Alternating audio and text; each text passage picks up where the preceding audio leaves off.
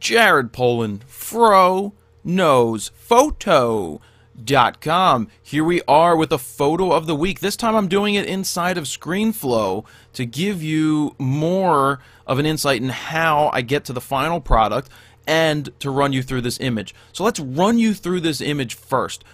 Who it is, why I'm here shooting, go through all the different compositions, and then I'll take it to the next level and show you how I got this file from where it was initially into this black and white final product. Also, we'll go through how we shot it. So let's start off with who this is. This is a guy named Adam Reaver. He is a friend of mine that I've known in the area for quite a long time. I officiate his hockey games that he plays in men's league, and lately, well, we were introduced a couple weeks back actually through Facebook. He saw a picture of me at a festival and was like, whoa, hey, I know that guy. He refs my games. I didn't know he was into music. So I didn't know what he did, and he didn't know what I did.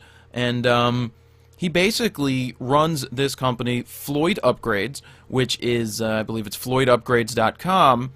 And he takes Floyd Rose bridges, I guess that's the neck of the guitar or something like that. I am not a guitar person. I don't know much about them other than shooting photos of them. He takes and does upgrades to blocks and things and bobbers, and this is where he does it, in his studio. And as you can see, there's a ton of guitars hanging on the wall. There's a whole lot of different amps. He's worked with some of the biggest guys in the industry. No need to really name them, but there's some of the biggest guys in the industry he is really well connected with. He sets up their guitars. He goes out on the road and texts for them at certain shows when they come into the area. So that's a little bit about Adam. And basically, I told him, hey, why don't I come down and photograph you working? You know, that's what I love doing, environmental portraits. Everybody knows that I like capturing people in their natural environment doing what they're doing.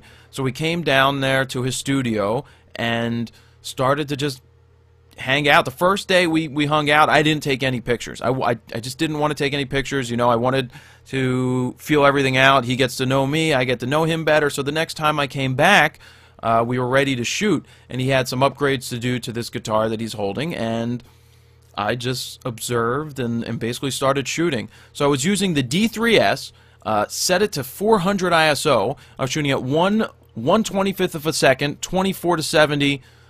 We shot at 2.8. So the Nikon 24 to 70 is what I used here. I will tell you, I ran through different lenses. I ran through the 14 to 24, 24 to 70, 70 to 200, and the 16 fisheye. I only used that for a couple shots, and I don't think I used any of them in the final product because I wasn't too happy with the results with the 16. The 14 gave me some nice framing when I got closer, when he was working on the guitar, and the 24 just worked really well for shots like this. But let me jump to the 70 to 200 real quick. The 70 to 200 was great when he was blocking that little lamp that you see there on his desk. When his head was blocking the lamp, it gave it a nice glow, and I was able to get really nice tight shots of him working. So let's talk about how I decided on 4000 ISO and 1/125th of a second. If I was to have metered this shot for this light right here in the middle, everything would have been way too dark. Let's see. It would have probably, you know, it would have looked like this because it was metering for, it would meter for the light instead of metering for him. So we'll go back. This is where I ended up. But if I left it on aperture priority, that is what would have happened, especially on 3D Matrix. It would have read for the light. But I know that it's a consistent light in the basement. It's not going to change here in the studio. And at that point, you know that you can set your settings to manual. So I knew I didn't have a lot of light, so I had to pump it up to 4000 ISO. Then I had to figure out what worked better, what didn't blow out too much, if I, you know, what shutter speed was going to work the best. That's why I settled in on 1/25th at 2.8. I like shooting wide open. You know that. You have to be tack sharp on your focus, which I was focused here on his eyes, even though they're looking down at what he was doing. But you know, if I didn't shoot at 1/25th and the camera was reading it, it probably would have read about 1,000th of a second, which would have totally made the rest of the image too dark and not usable. So that's why shooting in manual in this situation is the best thing to do. Get your settings right when you start shooting. Each lens is going to be different a little bit in terms of your settings. As you shoot with a tighter lens like a 70 to 200, you're going to need to tweak your shutter speed again.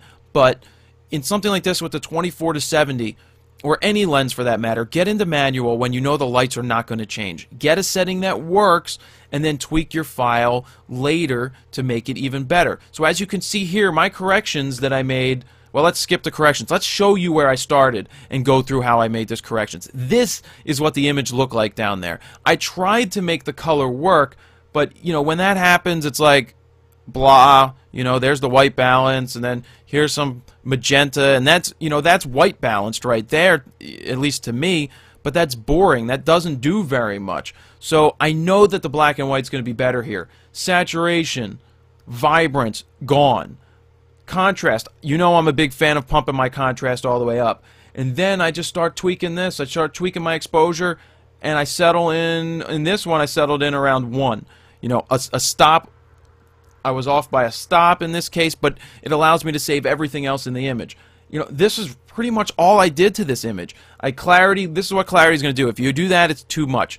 The mid-tone sharpening, I'm not a big fan of too much of that. If you do it too little or take it all the way out, it makes everything glow. But here, just a little bit. I'm going to put a 20 right there. You can see as we zoom in here, it's nice and sharp. I have got my general sharpening over here, which is a basic sharp, but overall, in the composition of the image, he is right in the middle, but there's a lot of things that benefit this image because he's in the middle. I've got these guitars up here, up the stairs. I'm showing the whole scene. I wanted to show all the guitars in the back and all the guitars up on the, as you go up the stairs, and that's why he's right in the middle, because this is his domain. This is his work area, and I'm showing you the whole thing. There's other photos where I have him thrown off to the left or thrown off to the right, but in this case, it worked better, in my opinion, right in the middle.